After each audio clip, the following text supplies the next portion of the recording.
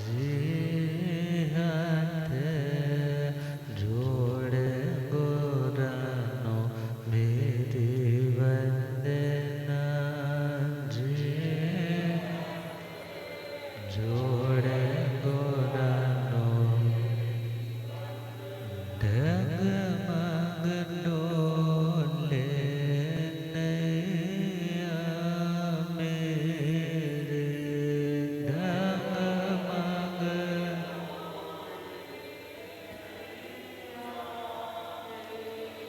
मुझको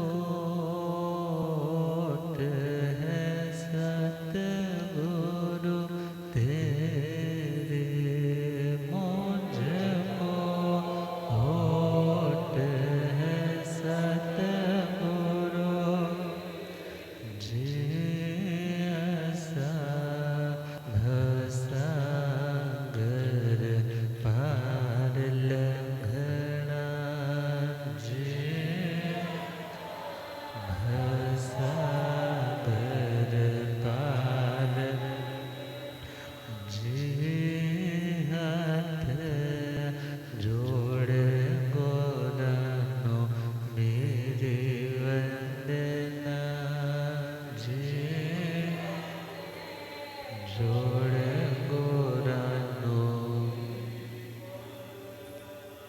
अनंत अनंत शांति के निकेतन शासनपति श्रमण भगवान महावीर स्वामी के पावन चरणारविंदों में हार्दिक भावना वंदन नमन। मेरे अंधेरे जीवन को रोशनी प्रदान करने वाले परम उपकारी आगम ज्ञान के भंडार आगम ज्ञाता आगम पुरुष जिन शास्त्ररत्न हिमाचल केसरी उपाध्याय भगवंत श्रद्धेय गुरुदेव श्री जितेंद्र मुनि जी महाराज साहब के पावन चरण कमलों में हार्दिक भावना वंदन नमन। पाठ पर विराजमान तपस्विरत श्री प्रभु मुनि जी महाराज साहब के चरणों में भावना वंदन नमन। धर्म सभा में उपस्थित धर्मानुरागियों सुशीलवती माताओं एवं बहनों, असीम पुण्योदय से भाग्योदय से आप सबको संतों का समागम और वीतरागवाणी श्रवण करने का सुअवसर प्राप्त हो रहा है। श्रवण कर रहे हैं श्रीमद् उत्तराधर्य सूत्र 29वां अध्याय सम्यक पराक्रम और आज का लौकिक पर्व दशहरा विजय दशमी और आज का यह मंगलमय दिवस असत्य के ऊपर सत्य की जीत का प्रतीक है। 10 का विनाश करने का नाम दशहरा है। तो आगमों की भाषा में चले तो वो दशहरा हमारे भीतर बैठा हुआ रावण वो कौन सा। शास्त्रीय परिभाषा में चले तो वर्णन आता है एगे जिये जिया पंच पंच जिये जिया 10 10 हाहु जीर्ण ताणम सब सत्तु जीर्ण। अर्थात जिस व्यक्ति ने अपने मन रूपी एक शत्रु को वश में कर लिया तो फिर वह 5 शत्रुओं पर विजय प्राप्त करता है। अर्थात मन अपने कंट्रोल में आ गया तो वह व्यक्ति 4 कषायों में अपने आप को नियंत्रित रख पाता है। क्रोध, मान, माया और लोभ वो बढ़ने नहीं देता, जगने नहीं देता, उन्हें नष्ट करता है। तो 1 और 4 5 हो गए और जिसने इन 5 शत्रुओं का संहार किया उसने 10 शत्रुओं पर विजय प्राप्त कर ली। तो तो 5 और 5 इंद्रियां, एक और 4 ये 5 हो गए, और 5 इंद्रियां, श्रोत्र इंद्रिय, चक्षुर इंद्रिय, घ्राण इंद्रिय, रस इंद्रिय, स्पर्श इंद्रिय। अर्थात फिर वह आत्मा इंद्रियों के विषयों की ओर भागता नहीं है, बल्कि आत्मस्थ होने लग जाता है। जिसने मन को समझाया उसने 4 कषायों को भी समझा लिया, और जिसने 4 कषायों को कंट्रोल किया तो उस व्यक्ति की इंद्रियां भी अपने कंट्रोल में हो जाती। और इन 10 को यदि जीत लिया तो समझना सभी शत्रुओं को जीत लिया। तो आज का यह पर्व तो लौकिक मगर आध्यात्मिक संदेश देने वाला है। और रावण जो जैन मान्यता के अकॉर्डिंगली चले तो जो प्रति वासुदेव थे, और वासुदेव श्री लक्ष्मण जी के हाथों उनका वध हुआ। अब सीता के प्रति कुदृष्टि रखी तो आज भी लोग उनके बारे में गलत कहते हैं, अर्थात सदाचारी बनने का संदेश दिया और पिता की आज्ञा को शिरोधार्य करके एक बेटा अपने राजपाट को छोड़कर वनवासी हो सकता है।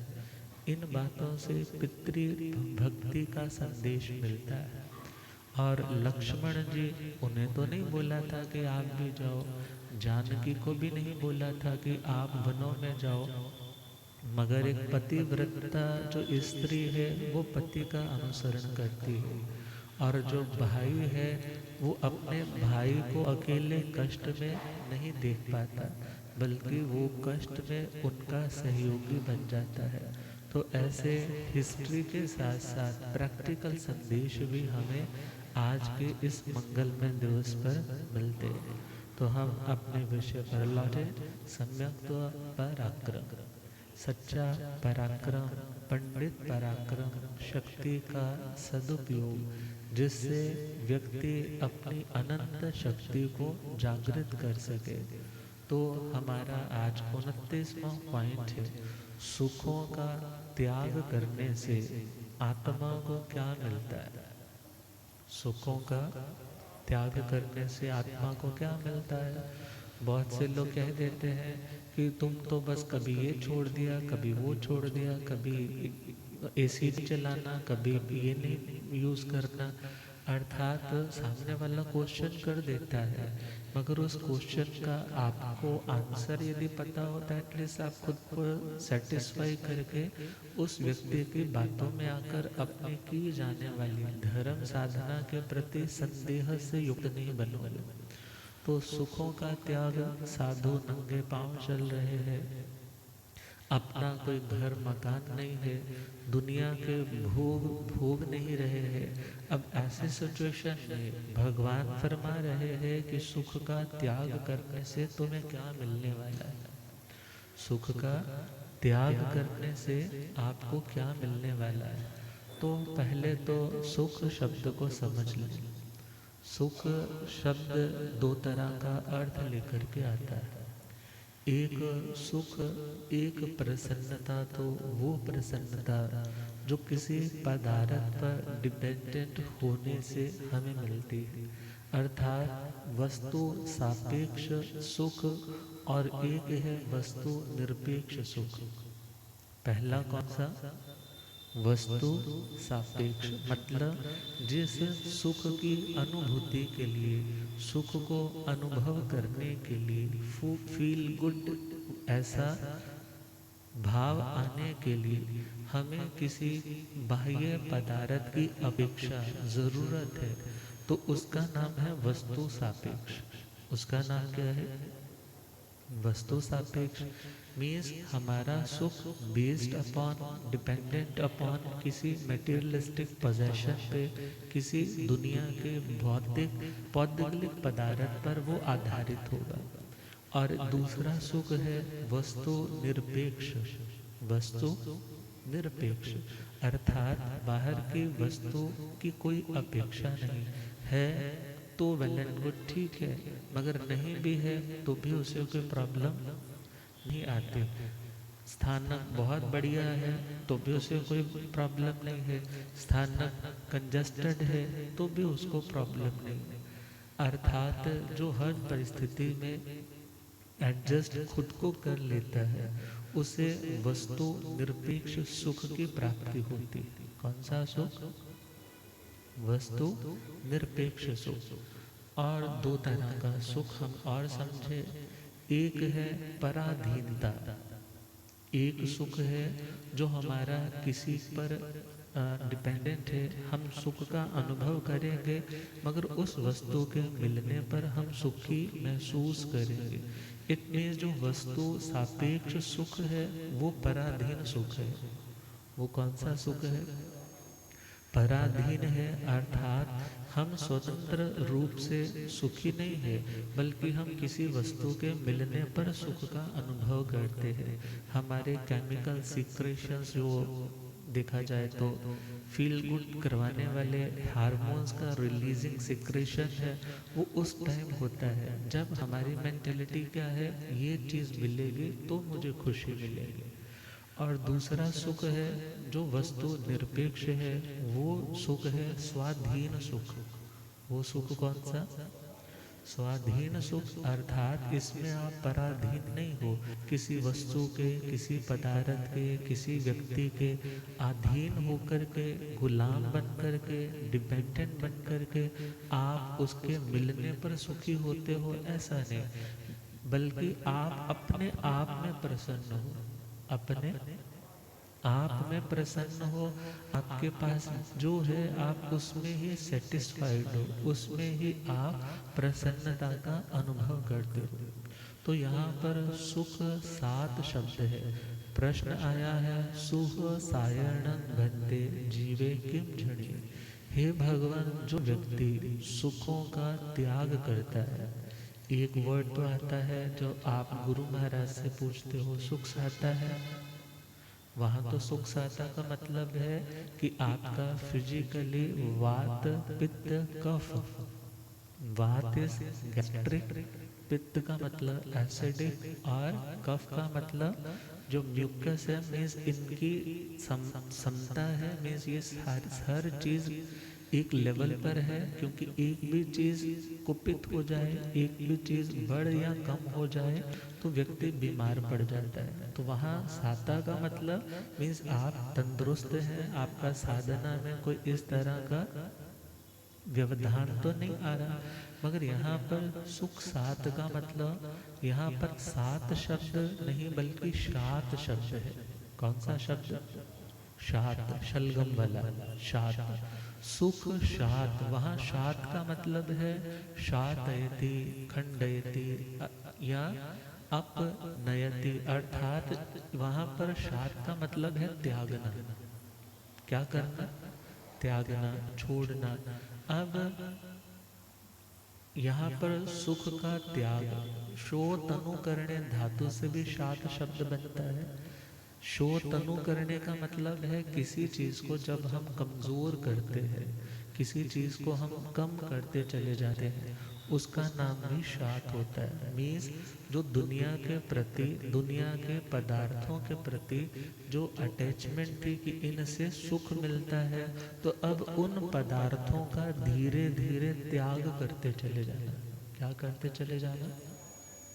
तो त्याग करने से उन सुखों का जो विषय जन्य है, जो इंद्रिय जन्य सुख है, शब्द से मिलने वाला सुख, अनुकूल सुनने को मिल रहा है, कुछ देख कर के मिलने वाला सुख, आज तो ये बहुत अच्छा दिख रहा है, सूंघने से मिलने वाला सुख, चखने से, खाने से मिलने वाला सुख, और किसी चीज़ को, किसी व्यक्ति को टच करके उसकी सेंसेशन फील करके मिलने वाला जो सुख है, ये सारे के सारे सुख कौन से हैं?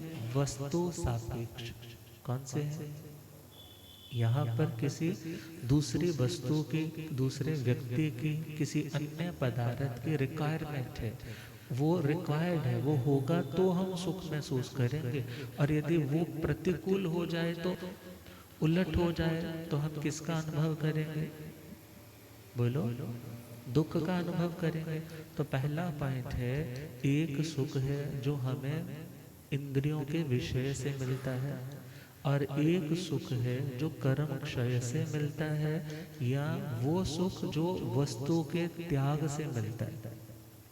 बिकॉज हमने खुद अपनी पराधीनता, हमने खुद को इतना गुलाम बना रखा है कि वो वस्तु मिलती है तो खुश हो जाते हैं, नहीं मिलते हैं तो नहीं खुश होते। उसने कॉम्प्लीमेंट दे दिया, तुमने आज बहुत अच्छे से ड्रेसअप किया है, तुम तो आज बहुत अच्छा बोले, तो खुश हो गए।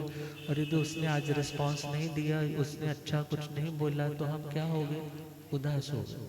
मगर भगवान फरमा रहे हैं, जो भी सुख वस्तु पर निर्भर है वो सुख शाश्वत सुख नहीं है, वो सुख तुम्हें गुलाम बनाने वाला सुख है। इसलिए उसका क्या करते चले जाओ? त्याग करते चले जाओ। तो दुनिया के सुखों का त्याग करने से क्या मिलेगा? बिकॉज दुख का कारण कौन है? इच्छा। दुख का कारण क्या है? इच्छा। इच्छा भी किसकी? दुनिया के पदार्थों को भोगने की, पाने की, उसकी जो इच्छा है, शब्द रूप गंध रस स्पर्श ये अनुकूल मिले, इसकी इच्छा है। और जब ये इच्छा पूर्ण नहीं होती तो क्या आता है? दुख आता है। और सपोज इच्छा पुण्य है, पूरी भी हो जाती है, इच्छा पूरी हो गई है, ऐसी सिचुएशन में एक इच्छा कंप्लीट होती है मगर दूसरी इच्छा को जनरेट कर देती है, दूसरी इच्छा को जनरेट कर देती है, दूसरी इच्छा का जन्म हो जाता है। तो यह जंजीर कभी भी खत्म नहीं होती, व्यक्ति कभी भी इन इच्छाओं के घेरे को तोड़ नहीं पाता। तो शास्त्र में आता है, कामाणु गिद्धि पभंकु दुखं संवस लोगस सदेवगस जंकायं मानस्यं च किंचि तसंतगं गच्छै वीरागो। अर्थात वस्तु पदार्थ के प्रति जो गृद्धि का भाव है, गृद्धि का मतलब आसक्ति, गृद्धि का मतलब है मूर्छा। व्यक्ति जब किसी वस्तु के लिए पागल होने लग जाता है, ये चाहिए, नहीं मिले तड़पने लग जाता है, तो परमात्मा कहते हैं उसके दुख का प्रभव मतलब उत्पत्ति का स्थान क्या है? उसकी दुख की उत्पत्ति कहाँ से हुई है? कामना से। कहाँ से हुई? कामना से, इच्छा से। और परमात्मा कहते हैं सब्वस लोगस सदैव गस, अर्थात इस संपूर्ण लोक में भले वो इंक्लूडेड देवता लोग भी है, वो भी दुखी है। बिकॉज इच्छा।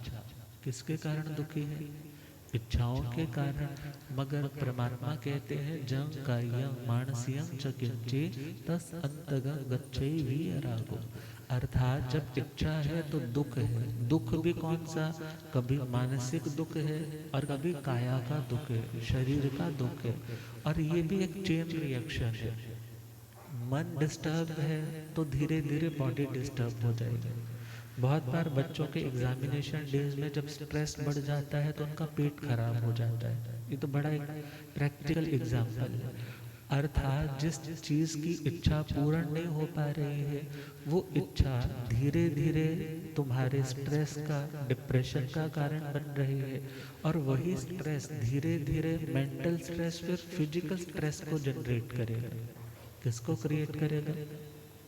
फिजिकल स्ट्रेस, जिसको बोल देते हैं बॉडी स्टिफ होने लग पड़ी है, अक्कड़ बढ़ने लग पड़ी है, शरीर में स्टिफनेस बढ़ने लग पड़ी है। और स्टिफनेस बढ़ते बढ़ते धीरे धीरे फिर रोगों का आना स्टार्ट हो जाता है। अर्थात पहले मानसिक रोगी बने, फिर शारीरिक रोगी बने।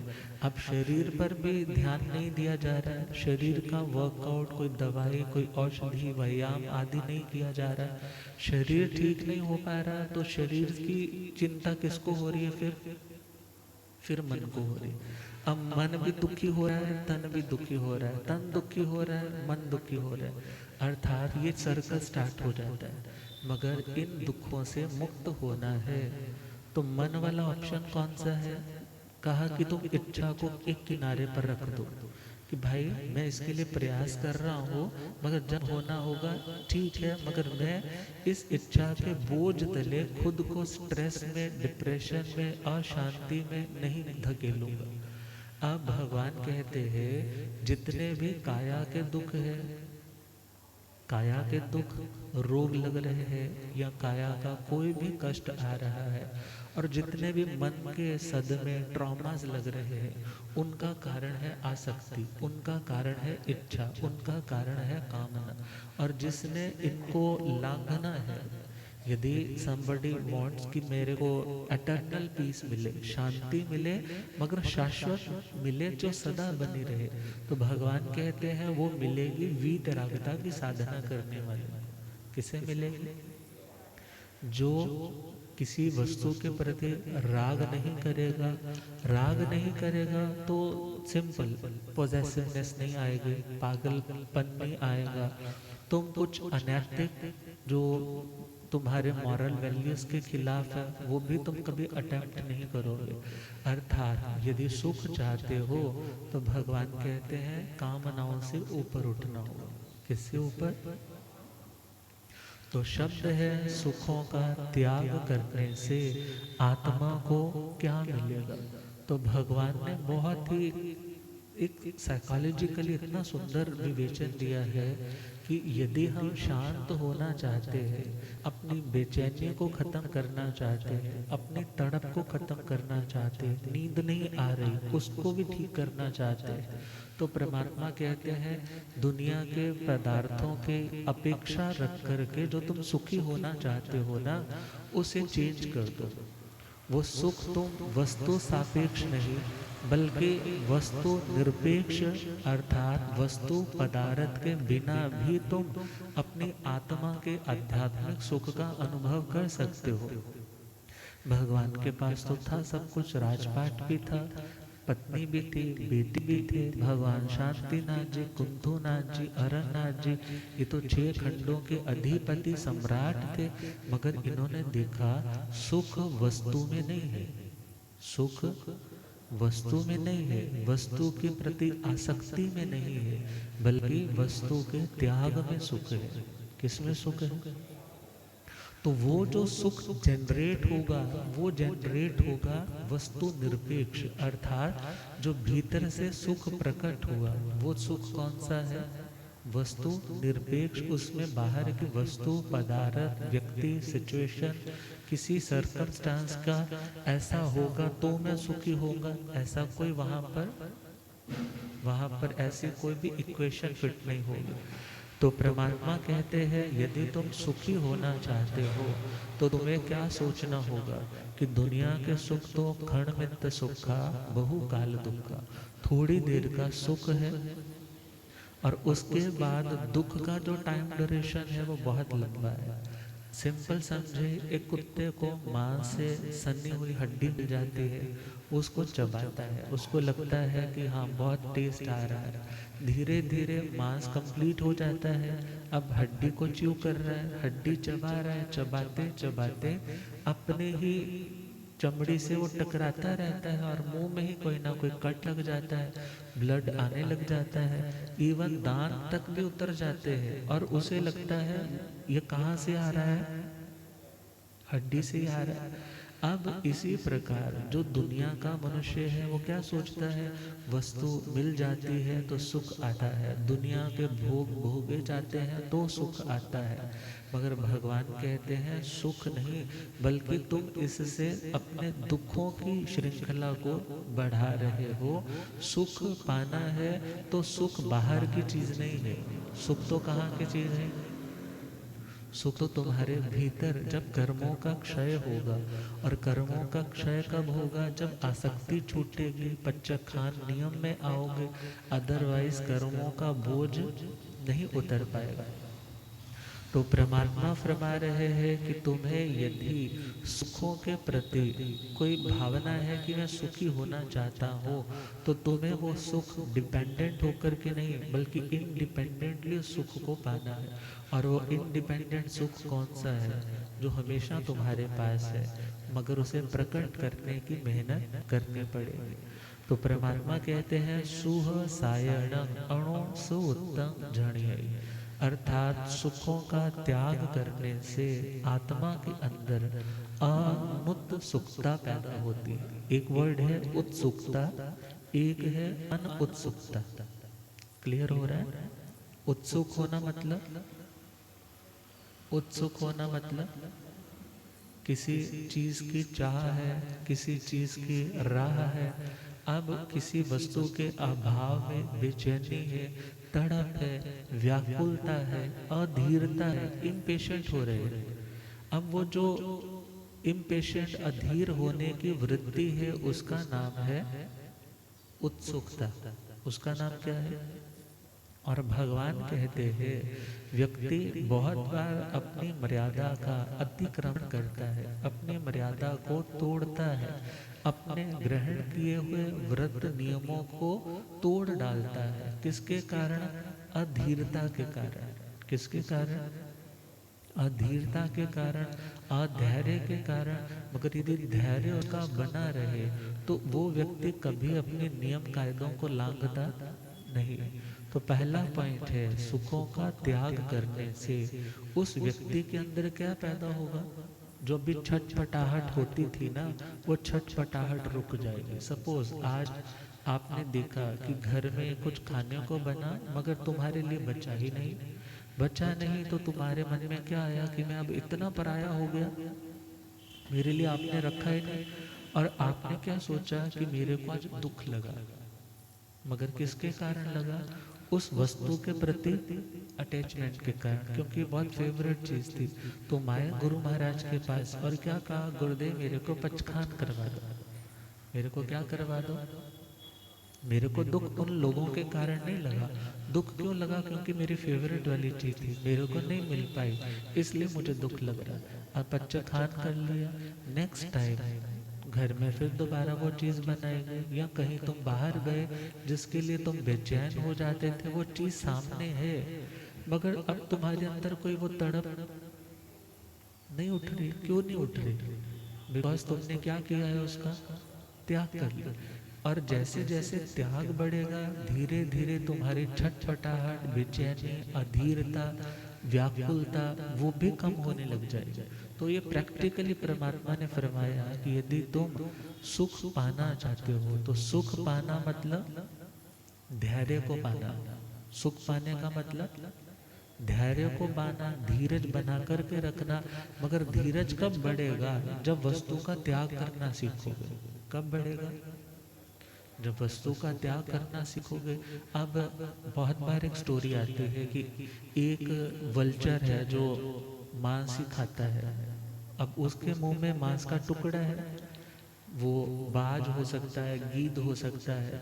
अब उसके मुंह में टुकड़ा है तो बाकी जो गीद है वो उसके ऊपर झपटते हैं, मगर जब वो उसको छोड़ करके किनारे पे बैठ जाता है, जिसके मुंह में वो आता है बाकी गीद फिर उस पर झपटते हैं। वो इससे क्या सोचता है कि मेरे ऊपर झपटा नहीं मारा जा रहा था, बल्कि किसके कारण मेरे को लोग दुखी कर रहे थे? इस वस्तु को पकड़ के कारण। अब त्याग कर लिया है तो उसको कोई ऐसा दुख, कलेश नहीं होता। तो पहला पॉइंट है, सुख का त्याग करने से व्यक्ति के भीतर उत्सुकता का विलय अर्थात उत्सुकता नष्ट हो जाती है। धीरे धीरे जो इम्पेशेंट हो रहा था वो अपने उस ट्रिगर हो जाता था, कुछ ऐसा दिख जाता था, मगर अब वो खुद को कंट्रोल कर पाता है। सेकंड पॉइंट है अणुकंपये, अणुसुवायण जीवे अणुकंपये। अर्थात जब किसी के अंदर अनउत्सुकता आती है तो परमात्मा कहते हैं उस व्यक्ति के अंदर अनुकंपा भी आती है। क्या आती है? अनुकंपा का मतलब कोई व्यक्ति दुख में है, दर्द में है, तकलीफ में है और वो उस सिचुएशन से कांप रहा है। हाँ, सिचुएशन भी तो होती है ना, व्यक्ति को बिल्कुल ही नर्वस कर देती है। तो उस व्यक्ति को देख करके आप उस व्यक्ति के साथ इतनी सिंपैथी रखने लग जाते हो कि आप उस व्यक्ति के दुख के कारण खुद भी द्रवित हो जाते हो। आपको लगता है कि हे प्रभु, ऐसा किसी के साथ नहीं होना चाहिए, और आप उसका सहयोग करने के लिए तैयार हो जाते हो। मगर किसी का सहयोग कब करोगे? किसी का सहयोग कब करोगे? जब अपने सुख का त्याग करोगे।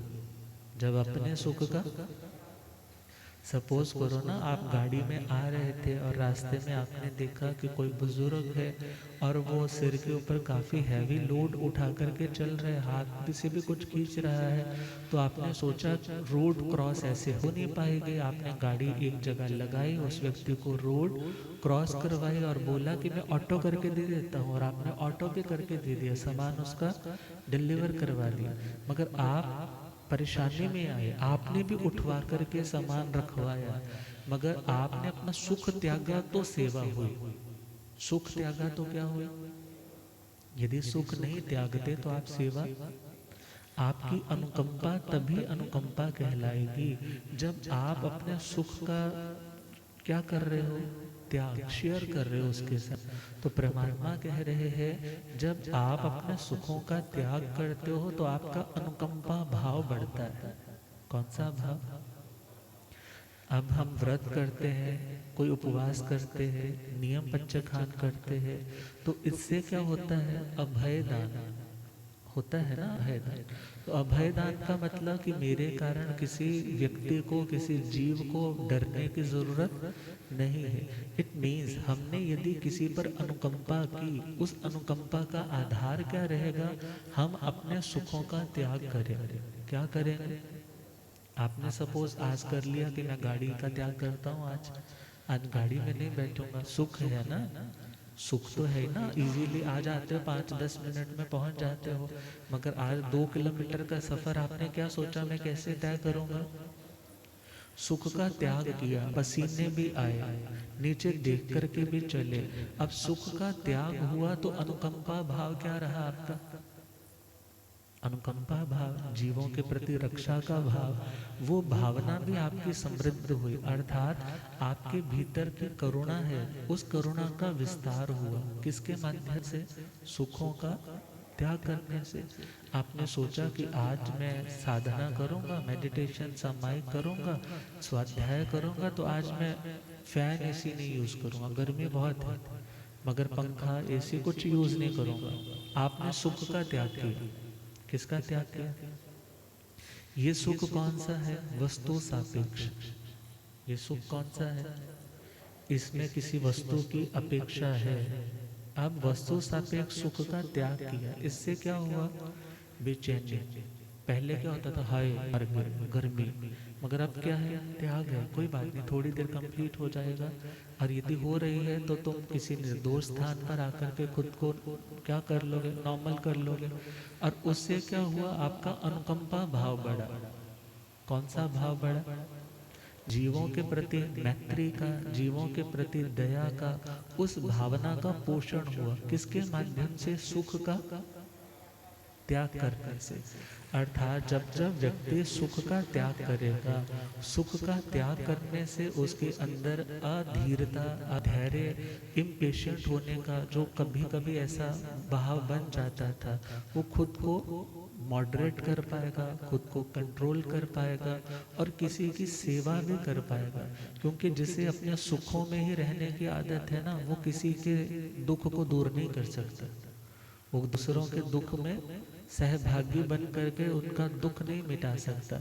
मगर जिस व्यक्ति ने सुखों का त्याग किया है, तो वह व्यक्ति इतना ज्यादा परिपक्व, मजबूत, इतना धैर्यवान बन जाता है कि वो दूसरों की मदद के लिए भी खुद को संकट में डाल देता है। तो यह किसके कारण हुआ?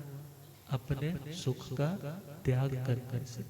अब अनुकंपा मतलब सेवा, अनुकंपा का मतलब सेवा। और सेवा कब होगी? सेवा कब होगी? जब अनुकंपा होगी, जब दया होगी तो सेवा होगी।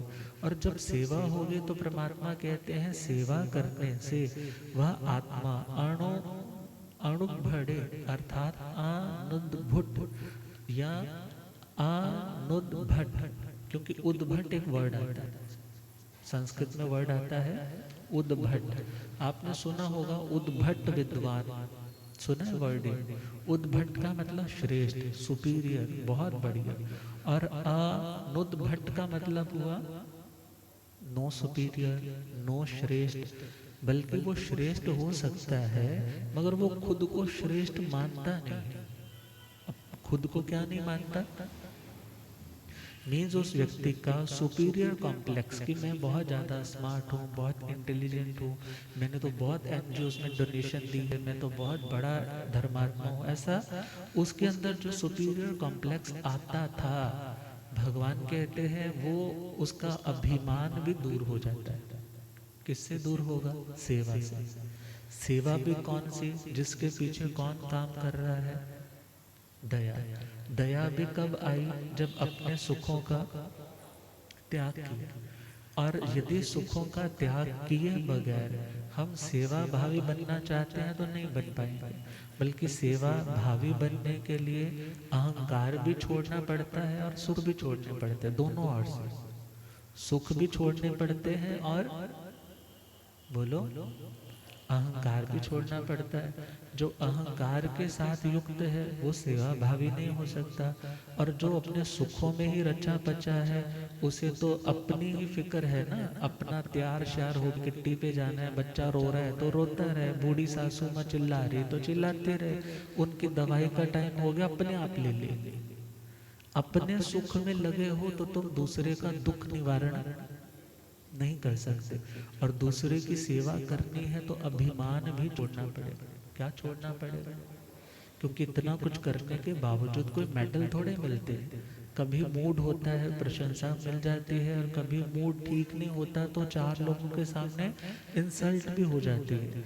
मगर भगवान कहते हैं सेवा कब कर पाओगे?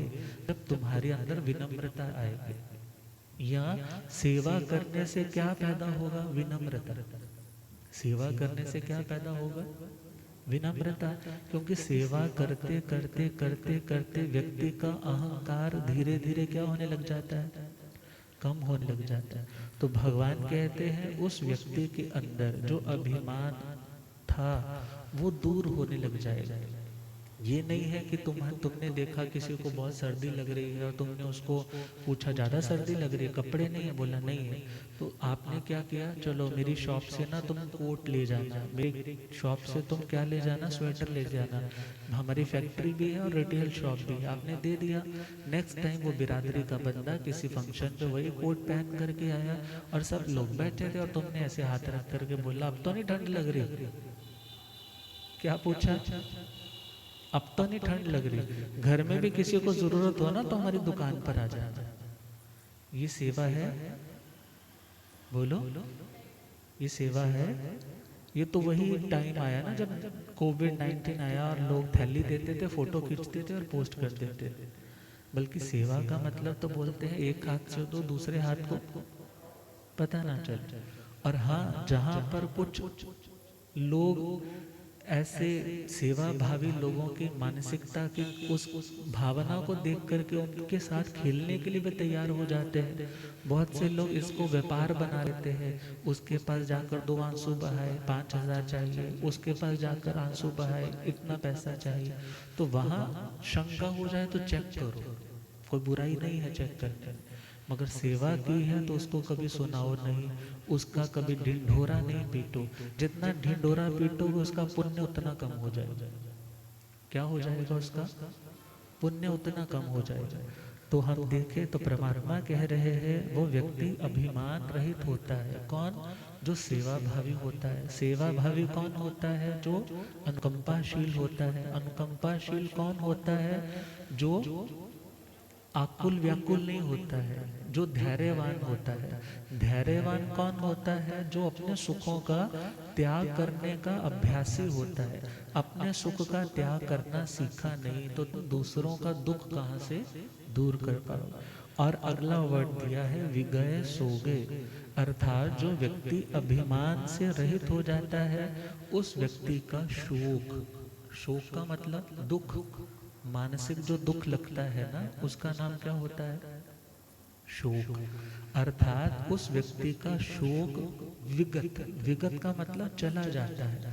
अर्थात उसकी जिंदगी में उसको कभी हर्ट होने वाला ये लाइन ही नहीं आती कि मेरे को बुरा लगा, मैं जी आपकी बिरादरी में आया था, आपने तो मुझे देखा ही नहीं, नाम ही नहीं अनाउंस किया आपने, मैं तो इतना चंदा देता हूँ, इतनी डोनेशन देता हूँ, इतनी बसें फ्री में लेकर जाता हूँ। बिल्कुल नहीं। बिकॉज आपने किसको अपनाया? किसको अपनाया? अभिमान का त्याग आपने जब किया है ना, तो उस अभिमान के त्याग से क्या होगा, आप हर्ट फील करोगे नहीं। बिकॉज हर्ट किसको फील हुआ, आपकी ईगो को। किसको फील हुआ, मगर ईगो को एक किनारे रख दिया। आपने क्या सोचा, मैं तो, पंजाबी में आता है ना, मैं तो निमाणा जा बंदा हूँ जी, करने कराने वाले तो हमारे गुरु महाराज है, भगवान की कृपा से व्यवहार भाषा में बोल लेते हैं, उनकी कृपा से कर रहा हूँ, मैं कौन होता हूँ करने वाला। अब इस लैंग्वेज से क्या होगा, उसकी विनम्रता बनी रहेगी। और सपोज किसी ने उसको नाम अनाउंस भी नहीं किया, या 4 रिश्तेदारों में गए, उसने नहीं भी पूछा, उसको कोई प्रॉब्लम नहीं। बाकियों को तो बढ़िया वाला रूम दे दिया, मुझे नॉर्मल वाला दे दिया, कोई प्रॉब्लम नहीं। अर्थात व्यक्ति खुद को प्रसन्न कब रख पाएगा, जब उसकी प्रसन्नता वस्तु सापेक्ष नहीं बल्कि वस्तु निरपेक्ष होगी। कैसी होगी, उसने सुबह उठ करके पैरी पन्ना किया, 10 दिन हो गए नहीं किया, दुखी होना है तो अपनी खुशी को दूसरे पर आधारित करके उसको खोजो। मगर वास्तव में सुखी होना है तो तुम सोचो पुण्य होगा, उसकी अक्ल ठीक ठिकाने पे होगी, अपने आप कर दे। प्यार से पूछ लूंगा कि बच्चे कोई प्रॉब्लम है, तुम मेरे साथ ढंग से नहीं बोल रहे, मगर मैं किसी चीज का बुरा नहीं मानूंगा। मगर ये कब होगा, विगत शोक, अर्थात हमारा शोक, हम मेंटली पीसफुल रह सकेंगे, हम मेंटली डिस्टर्ब फील नहीं करेंगे। कब, जब हम अपने अभिमान को त्यागेंगे। किसको त्यागेंगे, अभिमान को त्यागेंगे। तो भगवान कहते हैं जब वो आत्मा विगत शोक हो जाता है तो वह चारित्र मोहनिजम कम्बं खवई, अपने चारित्र मोहनीय कर्म का भी क्षय करता है। क्योंकि सारी प्रैक्टिस है ना, हर चीज का त्याग करना क्या है, एक अभ्यास है। और अभ्यास करने का नाम ही आचरण है, आचरण का ही दूसरा नाम चारित्र है। आचरण का ही दूसरा नाम क्या है, चारित्र, जो आत्मा को करे पवित्र। सिंपल, चारित्र जो आत्मा को करे पवित्र। तो आत्मा प्योर होते होती स्टेबिलिटी के उस जोन में पहुंचती है जहां पर फिर दोबारा वो कभी अनस्टेबल फील नहीं करती। मगर कब होगा, जब धीरे धीरे अपने सुखों का त्याग किया जाए। गीता में आता है, प्रजहाति यदा कामान सर्वान पारत मनोगतात् आत्मनियव आत्मना तुष्ट स्थित प्रज्ञस्तदुच्यते। स्थित प्रज्ञ अर्थात किसी की प्रज्ञा, किसी की बौद्धिक स्थिरता, मेंटली वो व्यक्ति बड़ा स्टेबल बन गया। कैसे बनता है, तो गीता में कहा प्रजहाति यदा कामन सर्वा पारत मनोगता। पारत बोला है अर्जुन जी के लिए। फिर कृष्ण कह रहे हैं कि जब व्यक्ति अपने भीतर में रही हुई समस्त कामनाओं का त्याग कर देता है। क्या कर देता है, कामनाओं का, इच्छाओं का, भौतिक इच्छाओं का, मेरे को ये मिले, उनका त्याग किया है ना, तो कहा है कि वो व्यक्ति फिर अपनी आत्मा में खुश होता है। आत्मा के ज्ञान के माध्यम से उसके पास जब एक नॉलेज आई है कि आत्मा के पास इतना आनंद है कि उसे बाहर वस्तु से आनंद खोजने की आवश्यकता नहीं, तो वो आत्मनि एव आत्मना तुष्ट, वो अपनी आत्मा में अपने ज्ञान रूप, संस्कार रूप आत्मा के ज्ञान के द्वारा खुद को क्या कर लेता है, स्थिर, स्टेबल कर लेता है। मगर अनस्टेबिलिटी कब रहती है, जब नॉलेज ठीक नहीं होती।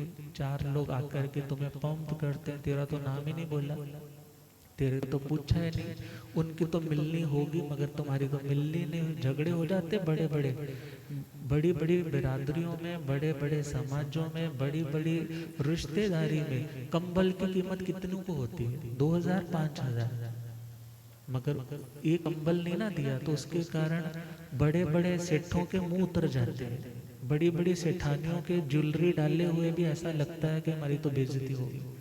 मगर विचार करना है, हम हर्ट फील क्यों करते हैं, ईगो के कारण। किसके कारण, मगर जब हमने सुखों का त्याग करना शुरू कर दिया तो हम इसलिए कुछ नहीं कर रहे हैं कि सामने वाला मुझे रिस्पेक्ट दे, हम तो इसलिए कर रहे हैं क्योंकि मेरी खुशी ये करने से बढ़ रही है। ये करने से मेरी अपनी खुशी भीतर से बढ़ रही है। और कहा है, भागती फिरती थी दुनिया जब तलब करते थे हम, जब से नफरत हमने की वो बेकरार आने को है। मीन्स दुनिया का एक उल्टा रीति रिवाज है, जितना इसके पीछे पीछे भागो ना ये और आगे आगे जाती है। और जब तुम बोल दो कि मुझे तुम्हारी ज़रूरत नहीं है, तो फिर वो तुम्हारे पीछे पीछे आने लग जाती है। मगर भगवान कहते हैं सुखों का त्याग करते हो तो सुख तो ऑटोमेटिकली तुम्हारे पीछे आने लग जाते हैं। बिकॉज साधना करने से पाप का क्षय होता है, पुण्य का भी संवर्धन होता है। तो जो चीज़ें तुम कभी सोचते थे ये मुझे मिले, मगर मिलती नहीं थी, आज सोचते नहीं हो, फिर भी वो चीज़ें क्या करती हैं, तुम्हारा पीछा करती हैं कि हमें अपने पास स्थान दे दो, अपने पास जगह दे दो। तो भगवान कहते हैं सुखों का त्याग करने से व्यक्ति आनंद में रहना सीख सकता है। तो गुनगुनाते हैं कुछ पंक्तियाँ। विषयों की जो आशा छोड़े वो है महान। विषयों की जो आशा छोड़े वो है महान। आत्म सुख को पाने का मार्ग हो आसान। विषयों की जो आशा छोड़े वो है महान। आत्म सुख को पाने का मार्ग हो आसान।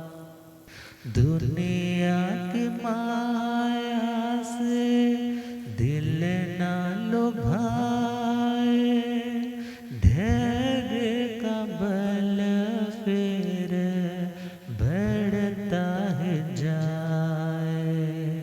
दुनिया की माया से दिल ना लुभाए, धैर्य का बल फिर बढ़ता है। मर्यादा ना टूटे निज रूप करता भान। मर्यादा ना टूटे निज रूप करता भान। आत्म सुख को पाने का मार्ग हो आसान। आत्म सुख को पाने का अपने सुखों की कोई परवाह नहीं है। दूजे को सुखी करो चाह यही है। अपने सुखों की कोई परवाह नहीं, दूजे को सुखी करो चाह यही है। दर्द पराया जाने बनता सच्चा इंसान। दर्द पराया जाने बनता सच्चा इंसान। आत्म सुख को पाने का मार्ग हो आसान। आत्म सुख को पाने का मार्ग। गुरुदेव पधारे। हो रब मेरा सतगुरु बन के आया मैनो।